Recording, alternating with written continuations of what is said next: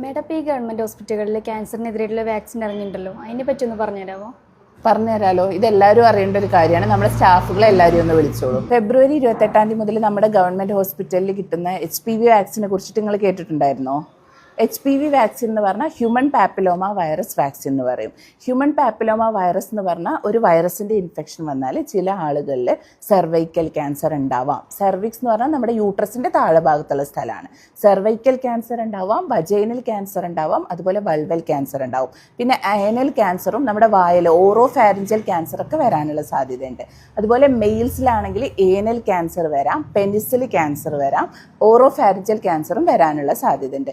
ഇതൊക്കെ തടയാനുള്ള ഒരു വാക്സിനാണ് നമ്മുടെ ഈ HPV വാക്സിൻ അല്ലെങ്കിൽ ഹ്യൂമൻ പാപ്പിലോമ വൈറസ് വാക്സിൻ എന്ന് പറയുന്നത്.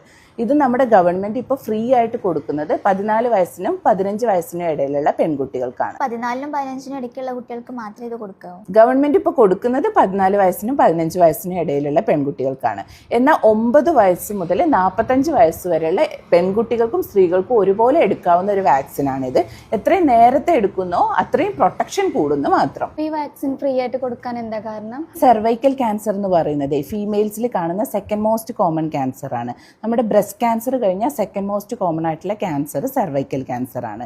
അതുപോലെ തന്നെ ഓരോ 8 മിനിറ്റിലും